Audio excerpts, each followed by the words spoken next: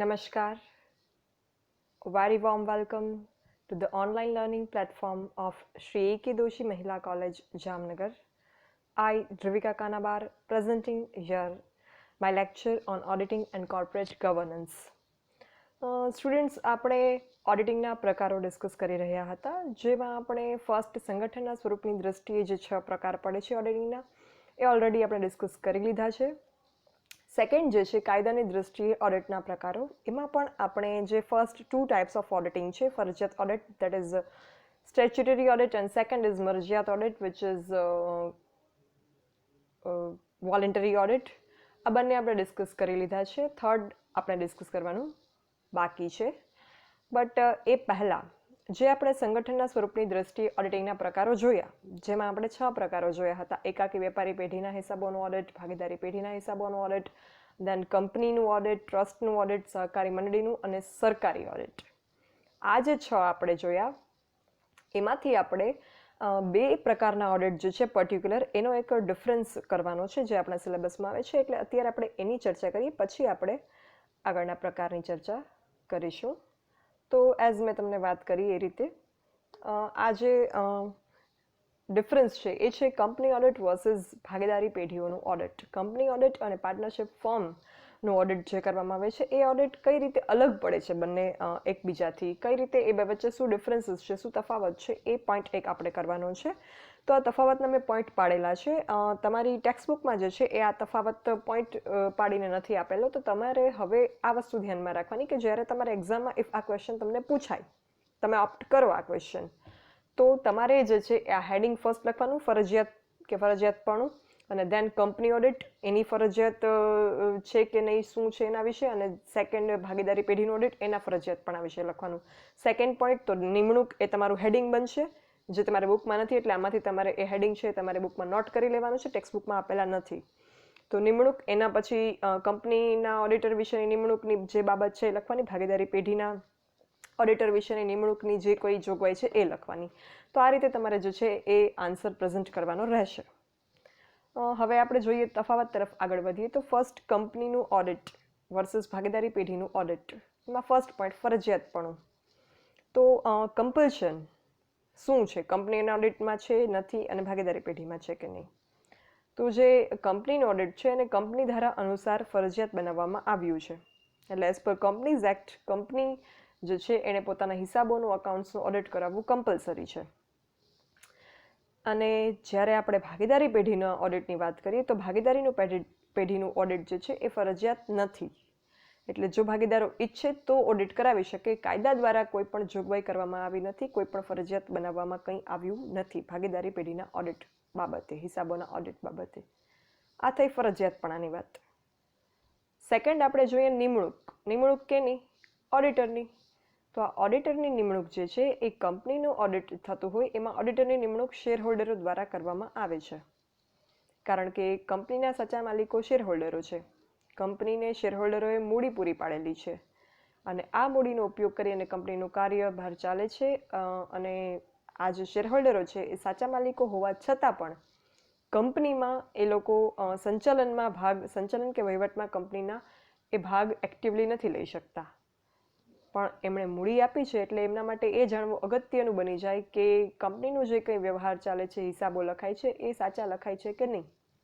એટલે આ જાણવા માટે ઓડિટરની નિમણૂક કરવામાં આવે છે. એટલે ઓડિટરની નિમણૂક શેરહોલ્ડર દ્વારા કંપનીના ઓડિટમાં કરવામાં આવે છે.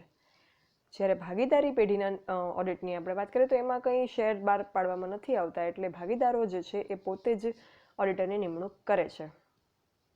આ થઈ ઓડિટરની નિમણૂકની દ્રષ્ટિએ તફાવત. થર્ડ, ઓડિટરના કાર્યક્ષેત્રની સ્પષ્ટતા. Clarification of scope of auditor. ઓડિટરે શું કામ કરવાનું છે એની સ્પષ્ટતા કઈ રીતે, ક્યાંથી આપવામાં આવે છે.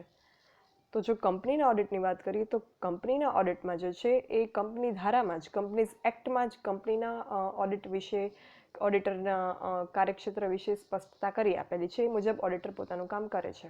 બટ ભાગીદારી પેઢીનું ઓડિટ જે છે એ ફરજિયાત તો છે નહીં. એટલે એના માટે ઓબ્વિયસલી ઓડિટરની કોઈ જે છે એ એના કાર્યક્ષેત્રની સ્પષ્ટતા થઈ નથી. એટલે અહીંયા ભાગીદારી પેઢી જે છે એ ભાગીદારી પેઢીના ભાગીદારો જ એના ઓડિટર જે હોય એની કાર્યક્ષેત્રની સ્પષ્ટતા કરે એ મુજબ ઓડિટર કામ કરે છે. પછી વાત કરીએ પ્રતિનિધિત્વ, રિપ્રેઝન્ટેશન. તો જે કંપનીના ઓડિટની જ્યારે આપણે વાત કરતા હોઈએ ત્યારે ઓડિટર જે છે એ શેરહોલ્ડરના રિપ્રેઝેન્ટેટિવ તરીકે, એના શેરહોલ્ડરના પ્રતિનિધિ તરીકે જે છે એ કાર્ય કરે છે, કારણ કે એ શેરહોલ્ડરોને અકાઉન્ટેબલ છે. જ્યારે ભાગીદારી પેઢીના ઓડિટની વાત કરીએ તો એમાં નિમણૂક કોણે કરી હતી? નિમણૂક ભાગીદારોએ કરી હતી. એટલે ભાગીદારો જે છે એના પ્રતિનિધિ તરીકે અહીંયા ઓડિટર જે છે એ કામ કરે છે ભાગીદારી પેઢીના ઓડિટમાં. આ થયું પ્રતિનિધિત્વ. ઓડિટરનું પ્રતિનિધિત્વ કયા પક્ષકાર પ્રત્યે છે એ વાત થઈ. હવે વાત કરીએ સત્તા અને હકોની સ્પષ્ટતા. તો કંપનીના ઓડિટમાં જે ઓડિટરના સત્તા અને જેના હકો છે એની સ્પષ્ટતા જે છે એ કંપની ધારા અનુસાર હોય છે. કંપનીઝ એક્ટમાં જે કોઈ એની ઓથોરિટીઝ અને રાઇટ્સ આપેલા છે ઓડિટરને, એ મુજબ ઓડિટર અહીંયા કામ કરે છે કંપનીના ઓડિટમાં. અને જ્યારે ઓન ધ કોન્ટ્રારી ભાગીદારી પેઢીનું ઓડિટ કરવામાં આવતું હોય ત્યારે ભાગીદારી પેઢીમાં જે ઓડિટરની સત્તા અને એના હકો છે, ઓથોરિટી અને રાઇટ્સ, એ જે છે એની સ્પષ્ટતા ઓડિટરના નિમણૂક પત્રમાં કરવામાં આવે છે. અને આ નિમણૂક કોણ કરે છે? ભાગીદારો કરે છે. એટલે ભાગીદારો જ જે છે એને ઓડિટરના જેમ કાર્યક્ષેત્રની સ્પષ્ટતા કરે છે, સેમ વે સત્તા અને હકોની સ્પષ્ટતા પણ એના નિમણૂક પત્રમાં, એના અપોઇન્ટમેન્ટ લેટરમાં કરી આપે છે. આ થયું 5th point, company audit versus ભાગીદારી પેઢીના ઓડિટ. હવે 6th પોઈન્ટ, અહેવાલની રજૂઆત. અહેવાલ એટલે રિપોર્ટ. જ્યારે ઓડિટર પોતાનું કામ કરે, ઓડિટ વર્ક પછી એ જે છે ઓડિટર એ એક રિપોર્ટ આપે છે જે તે સંસ્થાને. આ રિપોર્ટ જે છે એમાં શું લખેલું હોય? આ રિપોર્ટ જે છે એમાં ઓડિટરને જે કોઈ મેટર પ્રકાશમાં લાવવાની હોય, જે કોઈ મેટર પ્રેઝન્ટ કરવાની હોય કંપનીને, એ બધી મેટર એમાં લખે છે. એના હિસાબો દરમિયાન જે કોઈ વસ્તુ એના ધ્યાનમાં આવી હોય, જે કોઈ કમેન્ટ એ આપવા માંગતા હોય ઓડિટર, એ બધી મેટર આમાં એ લખે છે. તો આ જે અહેવાલ બનાવે કંપનીનો ઓડિટર, કોઈ પણ ઓડિટર જે છે એ આ અહેવાલ બનાવે, એ અહેવાલ રજૂ કોને કરે? કોની પાસે એની રજૂઆત કરે? તો જ્યારે કંપનીનું ઓડિટ થતું હોય ત્યારે આ અહેવાલ જે છે એ નિયત કરેલા ફોર્મમાં, કંપનીના ઓડિટ માટે નિયત કરેલું એક ફોર્મેટ હોય છે ઓડિટરના અહેવાલનું.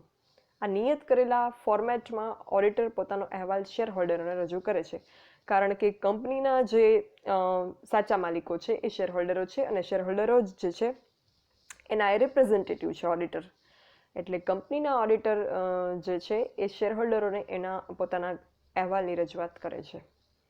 જ્યારે ભાગીદારોના ઓડિટમાં ભાગીદારો જે છે એ જેની નિમણૂક કરે છે એના કાર્યક્ષેત્રની સ્પષ્ટતા, હકોની, સત્તાની સ્પષ્ટતા કરે છે. એટલે જે ભાગીદારો જે છે એ એક ફોર્મ, જે ફોર્મેટ ભાગીદારોએ નક્કી કર્યું હોય એ ફોર્મેટમાં ઓડિટર જે છે એ અહેવાલ બનાવી અને ભાગીદારોને રજૂ કરે છે.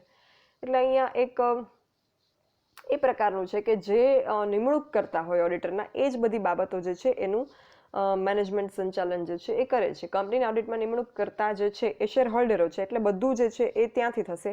એક શેરહોલ્ડરોને એક કંપનીઝ એક્ટ દ્વારા એનું નિમણૂક થાય છે. એટલે આ બે બાબત જ જે છે એ સેન્ટ્રલાઇઝડ રહેશે, કેન્દ્રમાં રહેશે કંપનીના ઓડિટમાં. જ્યારે ભાગીદારોના ઓડિટમાં જે છે એ માત્ર ભાગીદારો જે છે એ જ સેન્ટરમાં છે, એટલે બધી બાબતો જે છે એ ત્યાં જ આવીને અટકશે. 7th પોઈન્ટ જોઈએ, કંપની ઓડિટ વર્સિસ ભાગીદારી પેઢીઓનું ઓડિટ. તો એમાં ઓડિટ અહેવાલની શરૂઆત કરતાં પહેલાં ધ્યાનમાં રાખવાના દસ્તાવેજો. તો જ્યારે કંપનીનું ઓડિટ થતું હોય ત્યારે ઓડિટ અહેવાલની શરૂઆત કરતાં પહેલાં કયા દસ્તાવેજો જે છે એ જોવાના રહે છે, કયા દસ્તાવેજો ધ્યાનમાં રાખવાના રહે ઓડિટરે પોતાનું કામ શરૂ કરતાં પહેલાં? તો ઓડિટ કાર્યની શરૂઆત કરતાં પહેલાં, કંપનીના ઓડિટ કાર્યની શરૂઆત કરતાં પહેલાં મેમોરેન્ડમ ઓફ એસોસિએશન, MOA, આવેદનપત્ર જેને આપણે કહીએ છીએ, તમે CLમાં ભણી ચૂક્યા છો કે આવેદનપત્ર શું છે. MOA, મેમોરેન્ડમ ઓફ એસોસિએશન જે છે એ એક 6 ક્લોઝ, 6 કલમોનું એક જે છે એક સમાવેશ એમાં થાય છે કે જેમાં કંપનીને લગતી અગત્યની બાબતો મેન્શન હોય છે. આ 6 કલમ જે છે એમાં 6 ક્લોઝ એમાં મેન્શન છે. તો આ એક MOA, memorandum of association. Then articles of association, નિયમન પત્ર કે જેમાં કંપનીને ચલાવવાના નિયમો મેન્શન કરેલા હોય. આ દસ્તાવેજ જે છે એ પણ ઓડિટરે જોવાનો રહે છે. અને આ સિવાય કંપનીઝ એક્ટ, એને પણ ઓડિટરે ધ્યાનમાં રાખવાનો રહે before starting companies audit. And then ઠરાવો, કોઈ ઠરાવો પસાર થયા હોય તો આવા ઠરાવો જે છે એ પણ ઓડિટરે ધ્યાનમાં રાખવાના રહે કંપનીના ઓડિટ કરતા હોય ત્યારે. ભાગીદારીના પેઢીના ઓડિટની જ્યારે વાત કરીએ ત્યારે ઓડિટર એનું પોતાનું કામ શરૂ કરે એ પહેલાં એક તો ભાગીદારીનો દસ્તાવેજ, એવું એક કરારનામું કે જે ભાગીદારો વચ્ચે થયું હોય, જેને પાર્ટનરશિપ ડીડ કહેવામાં આવે છે. તો આ પાર્ટનરશિપ ડીડ જે છે એ ઓડિટરે ધ્યાનમાં રાખવાની રહે. અને એ સિવાય પાર્ટનરશિપ એક્ટ જે છે 1932 એ ભાગીદારોનો ઓડિટરે ધ્યાનમાં રાખવાનો રહે. એટલે આ થયું ઓડિટની શરૂઆત કરતાં પહેલાં જે છે એ કયા દસ્તાવેજો એને ધ્યાનમાં રાખવાના રહે છે ઓડિટ કાર્યની શરૂઆત કરતાં પહેલાં. આ થયું કંપની ઓડિટ વર્સિસ ભાગીદારી પેઢીનું ઓડિટ, કે આ બંને ઓડિટમાં કઈ રીતે જે છે એ તફાવત છે. સેન્ટ્રલ પોઈન્ટ અહીંયા એ રહ્યો કે કંપનીના ઓડિટમાં કંપનીઝ એક્ટ અને શેરહોલ્ડરો બે જ બાબત જે છે એના ઉપર ઇન્સિસ્ટ કરવામાં આવે છે, અને ભાગીદારી પેઢીના ઓડિટમાં સેન્ટ્રલ સ્થાને માત્ર ને માત્ર પાર્ટનર્સ ભાગીદારો છે, એ જ કરતા હરતા છે બધી બાબતોના ઓડિટને લગતી. આ થયો એનો સામાન્ય હાર્દ.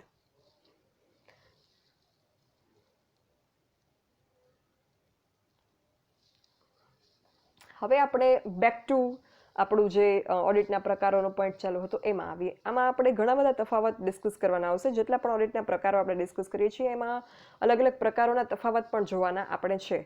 તો જ્યારે એ પ્રકાર આપણે ડિસ્કસ કરી લઈશું પછી એના પછી હું એનો જે ડિફરન્સ છે એ ડિસ્કસ કરીશ, અને એ ડિફરન્સ ડિસ્કસ થઈ જાય પછી આપણે નેક્સ્ટ ટાઈપ ઓફ ઓડિટ તરફ મૂવ ઓન કરશું.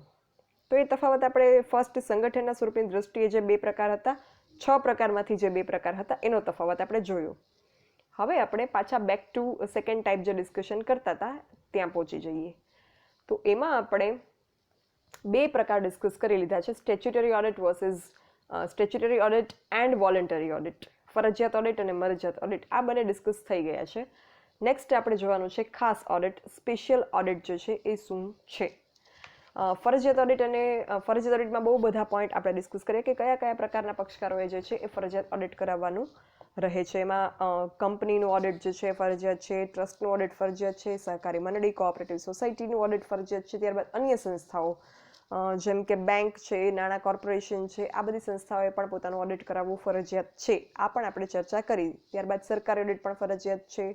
બીજા ધંધાદારીઓ અને વ્યવસાયી વ્યક્તિઓ જેમના માટે અમુક પ્રિસ્ક્રાઇબ લિમિટ હતી કે આટલાથી વધારે ટર્નઓવર કે ઇન્કમ હોય, આવક હોય તો એમણે ઓડિટ કરાવવું પડે. આ બધી જ ચર્ચા આપણે કરી. વોલન્ટરી ઓડિટ જે છે એમાં અમુક સંસ્થાઓનો સમાવેશ થાય છે, જેમ કે એકાકી વેપારી પેઢી કે ભાગીદારી પેઢી એન્ડ સો ઓન. આની ચર્ચા આપણે કરી. નેક્સ્ટ આપણે જોવાનું છે ખાસ ઓડિટ શું છે. આ જે ખાસ ઓડિટ છે નામ પરથી જ આપણને ખબર પડી જાય કે એમાં કંઈક વસ્તુ ખાસ છે. ખાસ મતલબ which is unique from other types, જે બીજાથી કંઈક અલગ છે એને કહેવાય ખાસ. તો આ જે સ્પેશિયલ ઓડિટ છે એ સ્પેશિયલ ઓડિટ શા માટે ખાસ ઓડિટ કહેવામાં આવે છે? એમાં શું એવું સ્પેશિયલ છે, શું એવું યુનિક છે?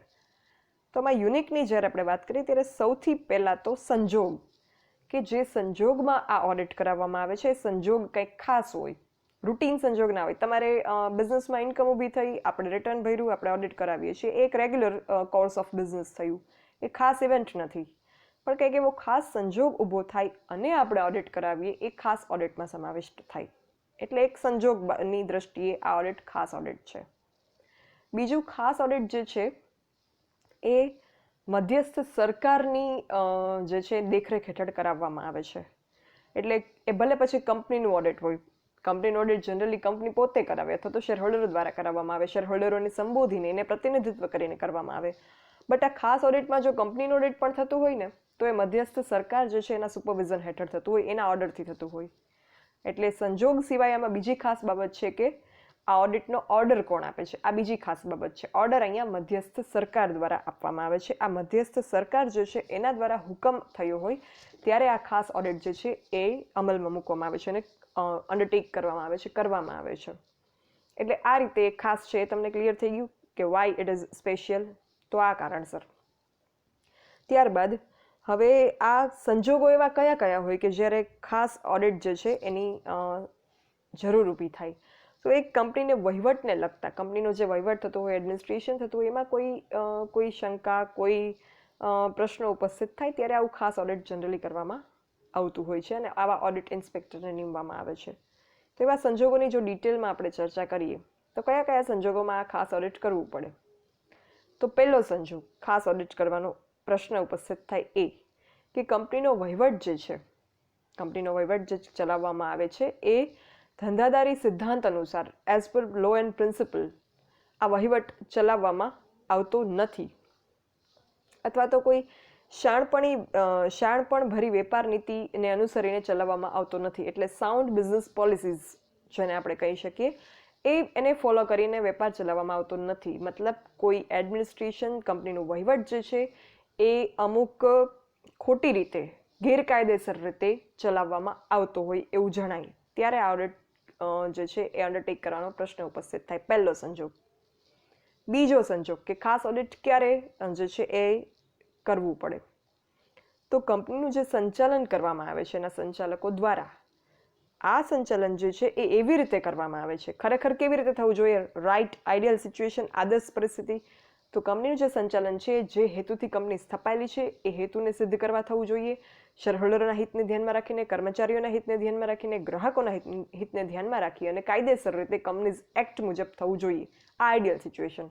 બટ આમ ન થતું હોય, કંપનીનું સંચાલન જે છે એ એવી રીતે ન થતું હોય અને એમ થતું હોય કે જેનાથી વેપાર, ઉદ્યોગ કે ધંધા જે છે એના હિતને કોઈ ગંભીર રીતે નુકસાન થાય, તો આવા સંજોગોમાં કંપનીનું ઓડિટ જે છે એ ખાસ ઓડિટ કરાવવું પડે, મધ્યસ્થ સરકાર જેનો હુકમ આપે. એક આ સંજોગ છે. ત્યારબાદ કંપનીનું જે નાણાકીય પરિસ્થિતિ છે, કંપનીની જે ફાઇનાન્શિયલ કન્ડિશન છે એ કન્ડિશન એવી હોય કે એની સદ્ધરતા જોખમાય. તમે સિક યુનિટ સાંભળ્યું હશે, માંદા એકમો, માંદા ઔદ્યોગિક એકમો. એ માંદા ઔદ્યોગિક એકમો, સિક યુનિટ્સ એટલે શું? ઇકોનોમિક્સમાં આવે. એવા એકમો કે જેમનો કન્સિસ્ટન્ટલી, સતતપણે પ્રોફિટ જે છે એ નથી થતો અને સતતપણે જે ગંભીર ખોટ કરે છે, એવા એકમો, યુનિટ્સ વિચ આર કન્ટિન્યુઅસલી, કન્સિસ્ટન્સલી જે છે એ પ્રોફિટ નથી અર્ન કરતા, જે લોસ જે છે લોસમાં જાય છે, units which are bearing loss consistently, આવા યુનિટ જે છે એને માંદા એકમો કહેવાય. તો આવી કોઈ કંપની હોય કે જેની નાણાકીય સદ્ધરતા જોખમાઈ ગઈ હોય, ફાઇનાન્શિયલ કન્ડિશન જેની એટ રિસ્ક હોય, તો આવી કંપનીઝ જે છે એના માટે સરકાર જે છે એ ગમે તે સમયના હિસાબોનું ખાસ ઓડિટ કરવાનો હુકમ આપી શકે. કારણ કે આ નાણાકીય જે છે વ્યવસ્થા કે કન્ડિશન એ કંપનીની જોખવાણી, પણ એના પાછળ ઘણા બધા પક્ષકારોનું હિત જે છે એ પણ જોખવાય છે, જેમાં સૌપ્રથમ તો શેરહોલ્ડરો આવે, ત્યારબાદ એના કર્મચારીઓ અને અન્ય પક્ષકારો પણ આવે. એટલે આ બાબતનું જાંચ કરવી, એનું જે છે એ ઇન્સ્પેક્શન કરવું, અન્વેષણ કરવું બહુ જરૂરી બની જાય, એટલે ખાસ ઓડિટનો હુકમ સરકાર આપે. આ થઈ સંજોગોની વાત કે કયા સંજોગોમાં ખાસ ઓડિટ કરવું પડે છે. હવે વાત કરીએ કે આ ખાસ ઓડિટના લક્ષણો શું હોય, કેવા પ્રકારની બાબતો તમને એમાં જોવા મળે જ્યારે ખાસ ઓડિટ કરવામાં આવતું હોય. તો પેલું, આ ખાસ ઓડિટ જે છે એક તો વહીવટી તપાસ છે. એ હિસાબોની તપાસ નથી કે સંપૂર્ણ તપાસ નથી, વહીવટી તપાસ છે. મતલબ કંપનીના જે અકાઉન્ટ્સ લખાયા છે ને એમાં ખાસ ઓડિટ પ્રશ્ન નથી કરતું. આ ખાસ ઓડિટ પ્રશ્ન કરે છે કંપનીનો જે વહીવટ ચલાવવામાં આવે છે એના વહીવટકર્તાઓ દ્વારા, એના બાબતે પ્રશ્ન કરે છે. એટલે આમાં વહીવટની જે કંઈ પ્રોસિજર છે, મેથડ છે, એને જે છે એ આમાં મેગ્નિફાઈંગ ગ્લાસમાં મૂકી અને ચેક કરવામાં આવે છે કે વહીવટ યોગ્ય થાય છે કે એમાં ક્યાંક ચૂક રહી છે. સેકન્ડ પોઈન્ટ, સેકન્ડ લક્ષણ કંપનીના ખાસ ઓડિટના જ્યારે કરવામાં આવતું હોય ત્યારે બીજું શું લક્ષણ જોવા મળે, તો બીજું કે ખાસ ઓડિટર જે છે, ખાસ ઓડિટ જે છે એ મધ્યસ્થ સરકારની હુકમથી જ થઈ શકે. આ સેકન્ડ એનું કેરેક્ટરિસ્ટિક્સ. કંપની પોતે ખાસ ઓડિટ કરાવે નહીં, મધ્યસ્થ સરકારને જરૂરી લાગે તો એ ઓર્ડર આપે, હુકમ આપે. ત્રીજું કે આ જે ખાસ ઓડિટર છે કે જે ખાસ ઓડિટ અંડરટેક કરે છે, કન્ડક્ટ કરે છે, સ્પેશિયલ ઓડિટ, આ જે સ્પેશિયલ ઓડિટર છે, ખાસ ઓડિટર છે, એની નિમણૂક એ પણ મધ્યસ્થ સરકાર જ કરે. કારણ કે ખાસ ઓડિટ કરાવવાનો હુકમ જ મધ્યસ્થ સરકારે કરેલો છે. એટલે આ કામ જે વ્યક્તિ કરશે એ એનો જ માણસ હશે, એટલે એ જ જે છે એ આ ખાસ ઓડિટરની નિમણૂક કરશે. તો હવે નિમણૂક કરતા હોય એને જ તમારે અહેવાલ આપવાનો થાય. જેમણે તમારી અપોઇન્ટમેન્ટ કરી છે એના માટે જ તમે ઉત્તરદાયિત્વ ધરાવો છો, એને જ તમારે જે છે એ અકાઉન્ટેબલ એને જ છો, એને જ તમારે જવાબો આપવાના હોય, કામની સોંપણી કરવાની હોય. એ સિવાયની કોઈ વ્યક્તિ જે છે તમારા કામની સોંપણી બાબત તમને પ્રશ્ન ના પૂછી શકે. તો આમાં નિમણૂક કરતા જે છે એ છે મધ્યસ્થ સરકાર. તો મધ્યસ્થ સરકારે અપોઇન્ટમેન્ટ કરી છે, મતલબ એનું રેમ્યુનરેશન છે એ પણ મધ્યસ્થ સરકાર દ્વારા ચૂકવાતું હશે. એટલે આવી કન્ડિશનમાં મધ્યસ્થ સરકાર જે છે એને જ ખાસ ઓડિટર પોતાનો અહેવાલ સુપ્રત કરે. આ અહેવાલ એ ખાસ ઓડિટ કરી નાખશે, પછી જે બનાવશે એ શેરહોલ્ડરોને જનરલ સંજોગોમાં અપાય છે, પણ આમાં નહીં આપે. આમાં જે છે એ મધ્યસ્થ સરકારને ચૂકવવામાં આવશે. બીજું કે ખાસ ઓડિટ અંગે જે કંઈ ખર્ચ થાય, જે ખર્ચમાં ઓડિટરના રેમ્યુનરેશનનો પણ ઇન્ક્લુડ થઈ જાય છે, સમાવેશ થઈ જાય છે, તો આ જે કંઈ ખર્ચ જે છે એ નક્કી મધ્યસ્થ સરકાર દ્વારા કરવામાં આવે છે, એને ચૂકવવામાં કંપની દ્વારા આવશે. એટલે આ ખર્ચ કેટલો જે છે, રેમ્યુનરેશન કેટલું છે, એ રેમ્યુનરેશન જે છે એ નક્કી મધ્યસ્થ સરકાર કરશે કે આ ખાસ ઓડિટર જે અમે અપોઇન્ટ કરેલો છે એનું રેમ્યુનરેશન આટલું તમારે કંપનીએ ચૂકવવાનું છે. આ એક લક્ષણ છે ખાસ ઓડિટનું. હવે વાત કરીએ કે ખાસ ઓડિટરની નિમણૂક જે છે એ કઈ રીતે અને કોણ કરે છે. આજે સ્પેશિયલ ઓડિટની વાત કરી. સ્પેશિયલ ઓડિટ શું છે, ખાસ ઓડિટ શું છે, એની સિચ્યુએશન, સંજોગો, સર્કમસ્ટેન્સીસ ડિસ્કસ કર્યા, લક્ષણો, કેરેક્ટરિસ્ટિક્સ ડિસ્કસ કર્યા. હવે appointment of special auditor discuss કરીએ કે ખાસ ઓડિટર જે છે એની નિમણૂક કોણ કરે અને કઈ રીતે. પહેલી વસ્તુ કે ખાસ ઓડિટર જે છે એ પણ ચાર્ટર્ડ એકાઉન્ટન્ટ જ હોય છે. કોઈ પણ કંપનીનો ચાર્ટર્ડ એકાઉન્ટન્ટ હોય એને ખાસ ઓડિટર તરીકે નિમણૂક આપી શકાય. બીજું કે આ જે ખાસ ઓડિટર છે એ ખાસ ઓડિટરની જે સત્તા અને ફરજો છે, જે ઓથોરિટીઝ એન્ડ ડ્યુટીઝ, એ કંપનીના ઓડિટર જેવી જ હોય છે. જેમ કંપનીના ઓડિટરની ડ્યુટીઝ અને ઓથોરિટીઝ જે કંઈ પ્રિસ્ક્રાઇબ કરેલી છે, આપણે ઘણી વખત ચર્ચા કરી છે એની, સેમ ડ્યુટીઝ એન્ડ ઓથોરિટીઝ ખાસ ઓડિટરની છે. બટ એમાં ફરક ખાલી એટલો છે કે જે ઓડિટર અહેવાલ રજૂ કરે છે એ અહેવાલ અહીંયા સભ્યો સમક્ષ રજૂ નથી કરતો. એ અહેવાલ જે છે એ મધ્યસ્થ સરકાર સમક્ષ રજૂ કરે છે અને જે એનું મહેનતાણું છે એ પણ મધ્યસ્થ સરકાર જે છે એ નક્કી કરે છે અને કંપની ચૂકવે છે. આ જ ખાસ ઓડિટરમાં તફાવત છે. બાકી એના સત્તા અને ફરજો બંને as similar two company auditor છે ખાસ ઓડિટરના. આ થઈ ખાસ ઓડિટરની નિમણૂકની વાત. હવે જોઈએ કે હવે એની નિમણૂક થઈ ગઈ, સંજોગ કયા ખાસ ઓડિટ કરાવવાના હોય એ સંજોગ ખબર પડ્યા, ખાસ ઓડિટના લક્ષણો શું હોય એ ચર્ચા કરી, અપોઇન્ટમેન્ટ કોણ કરે ખાસ ઓડિટરની નિમણૂક એ ચર્ચા કરી. હવે આપણે મેઇન બાબત ઉપર આવીએ કે આ ખાસ ઓડિટ દરમિયાન ઓડિટર તપાસે શું, કઈ બાબતોની ચકાસણી ઓડિટરે અહીંયા કરવાની છે.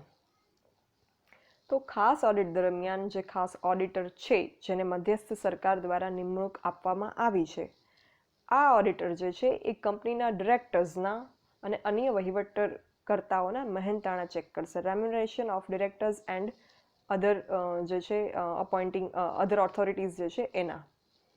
કારણ કે એના ઉપરથી ખબર પડે કે આ જે રેમ્યુનરેશન આપવામાં આવે છે યોગ્ય રીતે અપાય છે કે નહીં, જે રીતે કાયદેસર કામ થવું જોઈએ છે કે નહીં એ થાય છે કે નહીં, વહીવટ જે છે એ ન્યાય રીતે થાય છે, પારદર્શી રીતે થાય છે કે નહીં. એટલે સૌથી પહેલાં તો એ ડિરેક્ટરોના મહેનતાણા જે છે એ બાબત તપાસશે.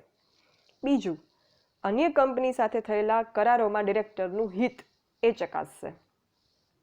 આપણી કંપનીએ કોઈ બીજા કંપની સાથે કરારો કરેલા હોય એમાં જે છે એ આપણી કંપનીના ડિરેક્ટર્સનું હિત સમાયેલું હોય, નાણાકીય હિત સમાયેલું હોય, આર્થિક હિત, ફાઇનાન્શિયલ જે છે એનું સમાયેલું હોય હિત. તો આવા સંજોગમાં ઘણીવાર એવું થાય ને કે ફ્રોડ્યુલન્ટલી પણ એ કંપનીને જે છે એ ફાયદો અપાવવાની કોશિશ ડિરેક્ટર કરશે. એટલે આ હિત જે છે એ ચકાસવામાં આવે કે આપણી કંપનીનો બીજી કોઈ કંપની સાથે કરાર થયો હોય એમાં આપણા ડિરેક્ટરનું હિત છે ખરા.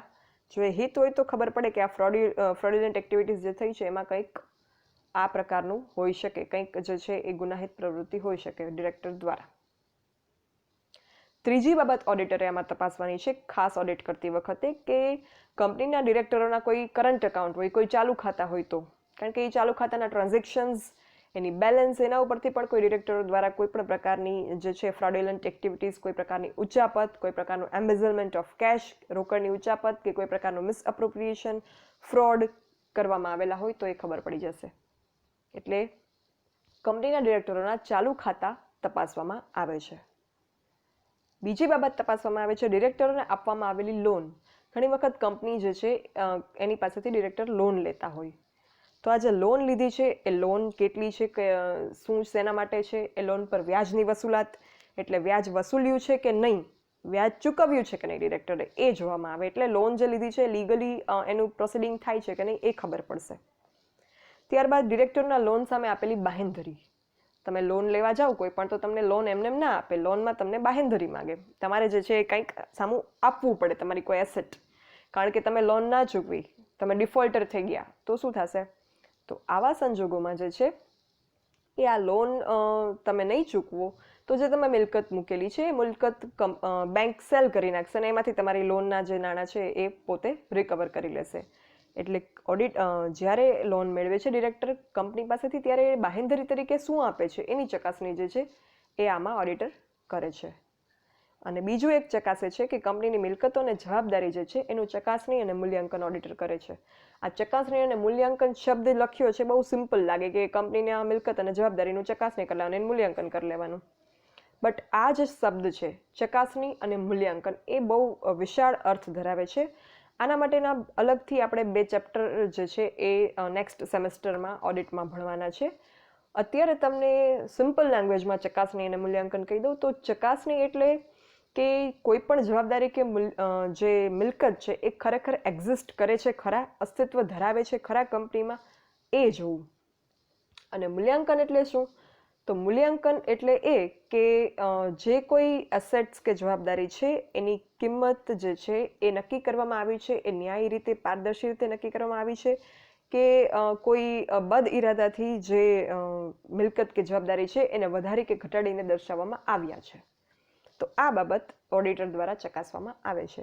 એટલે ખાસ ઓડિટના એક સમરીની વાત કરું તો એ ખાસ ઓડિટ ખાસ સંજોગોમાં જે છે એ કરાવવામાં આવે છે, મધ્યસ્થ સરકાર દ્વારા કરાવવામાં આવે છે, ખાસ ઓડિટરની નિમણૂક કરવામાં આવે છે અને અહીંયા બધી તપાસ જે છે એ વહીવટને લગતી તપાસ થાય છે. ડિરેક્ટર્સની આસપાસ બધી તપાસ જે છે અહીંયા કરવામાં આવે છે. આ છે ખાસ ઓડિટ. તો અહીંયા આપણે ઓડિટના પ્રકારોમાં જે બીજો પ્રકાર હતો કાયદાની દૃષ્ટિએ એમાં જે થર્ડ ટાઈપ હતો ખાસ ઓડિટ એની ચર્ચા પૂર્ણ કરી.